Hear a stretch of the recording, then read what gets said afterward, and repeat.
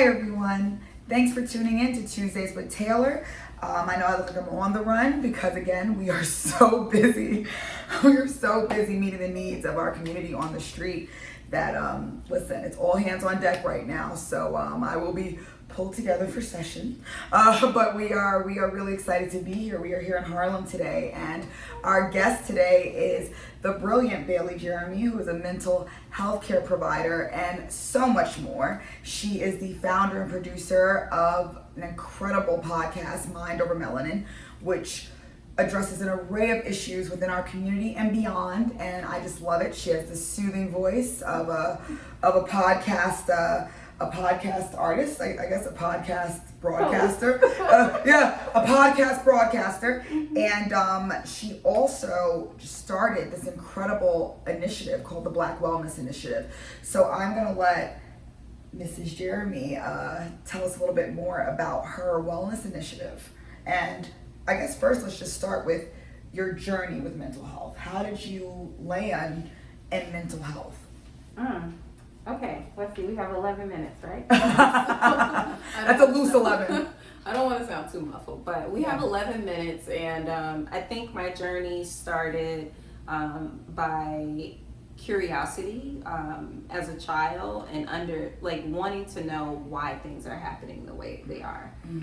Why are so many people being incarcerated? Why are so many people dying in my family? And also even bullying. I think bullying really catapulted me into that position because I wanted to understand why. And getting that context and that awareness allowed me to extend my compassion for all type of people, and also find very concrete and direct solutions to some of these issues that feel unmanageable. Oh, and unmanageable is a much better word than impossible. We're dealing with a lot of those types of issues. So I love that. So you saw situations happening in your family and you really wanted to get to the root and the cause. Bailey has always been brilliant and very analytical. We knew each other throughout college, and I saw her going the pharmaceutical route, and I just am so happy she was snatched to minority mental health because I'm a psychologist. I'm an IO psychologist, but my foundation was in marriage and family counseling. That's why I wanted to be a part of it, because I had such a great foundation. I wanted to have more two-parent households. So when we decide to go into mental health, it becomes a very different experience, and it's an experience that's very necessary as we are all feeling even more now in this current climate here in America. Absolutely. So I really love that the journey brought you to minority mental health, because you've done so much in the field. Yeah, and this is a very exciting time. Yeah. This is Minority Mental Health Month, and raise the roof. Minority mental health, yes. It's Minority Mental Health Month. Yes. And what a time. Right now is so crucial for this time, because if we look at minority mental health, there have been so many events this year that have put us in a very vulnerable place. We went from being isolated and having limited access to necessities, and African Americans specifically have a more difficult time or experience more loss than other minority groups. And sometimes it could be because of pre-existing conditions. Sometimes it could be because of poor conditions within the environment or the community. Tell me more. So, COVID just exacerbated that for us, right? And then, right when we saw the sunshine, right when we saw it, the universe said, you know what, I'm not done with you yet, Civil rights movement. Exactly. Civil rights movement. I had a little joke the other day where I was like, I wish the pandemic, or I wish the virus was not called coronavirus. I wish it was called the inequity environment, the inequity virus. Like, oh my God, you got inequity. We gotta save ourselves against inequity. So then that way we could combine the pandemic and the social movement together. because let me tell you, we are feeling it everywhere. I mean, it's a great time to be in mental health.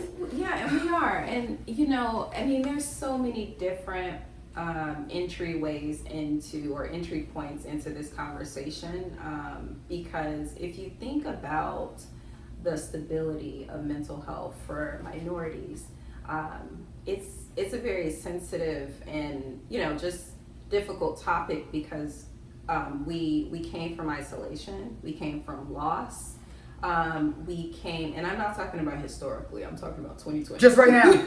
We can't even go back beyond 2020. Let's talk about the historical year of 2020 that is still going on. We're still press play on 2020. Exactly.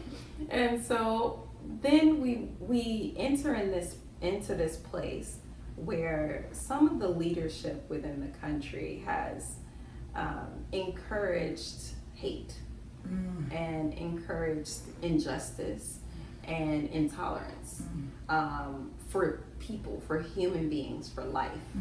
And that weighs on your soul, your mental health.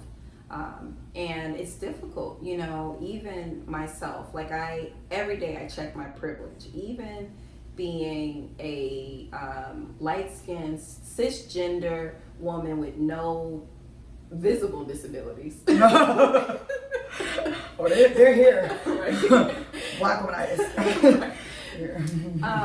I'm still scared, you know, when I'm in my car, or I'm still scared when I'm like navigating to work, and I have to like because I'm aware of this fear and this anxiety. I start to think, okay, why would I be scared? Yeah, what are you afraid of? What am I afraid of? And it connects back to childhood. I saw so many people that I consider loved ones, consider on a, you know, like I see them in a high esteem, and I consider these people good people, but for some reason they're being criminalized. Ooh, let's just sit with that. So, as a child, you encountered your family members, your friends, these people you call family, your loved ones, and you thought they were great people. They loved you, they supported you, you know, we did the electric slide together at family events, but they were criminalized Big time. by society. Yeah. Someone told you these are not good people, these are people that should not be free and should not be with their families and need to be contained. That's heavy. Yeah. That's really heavy. As a child, that's a lot to grapple with. You know, you go from missing people, or you go from playing double dutch, like, you know, just jumping, playing double dutch, and then a police car pulls up onto your curb and pushes your friend down on the ground, an adolescent, and you're like, wait a minute, what's happening? And so it's difficult to understand that it can't happen to you. You know, like as a kid, because you're like, this is my friend. We are the same. If you will smack him down on the ground, you're gonna like it's coming to me at some point, right? And so, you know, unfortunately, there are so many minorities who have these stories and have these thoughts, and there is a need for us to have a sufficient space for healing, and that's why I created Black Wellness Initiative. Love that, a sufficient space for healing. I like that. Absolutely, Okay. yeah. And I created it so that people stop normalizing trauma almost as culture, and understand like things that are injustices and things that actually need to be fixed. Inequities, injustices, and I like that because we have done a very good job of normalizing trauma. Like we have shows about it, we sing and laugh about it. Because and on top of that, like some people are proud about it. Like I got shot right here, you know, or like these things. You know, show your, you know, rep your stats, show your bullet wounds, like, and it's one of those things where there are always people watching. There are people younger than us watching, older than us. Like you even watch the children who've been home so much, and they're watching their parents' reactions in a way that they've never really had access to because we're moving, we're passing each other. You're in school, you're at work, we have after school. We don't have any of that right now. Right. So it's like you're able to really see, and it's incessant because we have to watch the news. because we have to know what's going on, because the world outside, even where it was before all this happened, was uncertain. A lot of us have never known an uncertainty like we do now. Right. You know, and that's really, really powerful to think about how these messages are affecting everyone. Yeah. Because stuff does not just happen to us. Mm-hmm. So when all of these atrocities have happened to us since the second, you know, we were kidnapped and brought over here to work, die and suffer, everybody's watching this, and we're all internalizing this. And you start to play a role, and it's aligned with a concept called confirmation bias. Some people may know it like a layman parallel is self-fulfilling prophecy. Yes. Right? And so you have a role. You mentioned slavery. You have a role to catch slaves. We have a role to either escape, work hard, or do something. Yes. Want to be survived. We gotta roll, run. All of those things. Yes, get out. And you see these things happening like now, like today. Because it stays with us. Yeah. And that's what we call it, the historical generational trauma.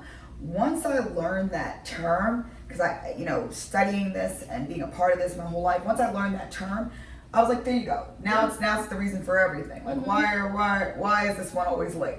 Yeah. Trauma. Exactly. We don't want to be on time. We didn't have an option before. Why don't we want to touch agriculture, which has so many healing effects, especially for mental health. We don't want to touch agriculture because we are traumatized. We're afraid of agriculture because we didn't have the option of whether or not we wanted to be in the sweltering heat, you know, harvesting and working on crops to grow the wealth of this country. We didn't have that option. So now you put us at a farm, we're like, whoa. And that's the first place we need to be. Because that's the earth, that's our food supply, that's what we should be doing. But because of what's going on with us mentally, everything is becoming difficult.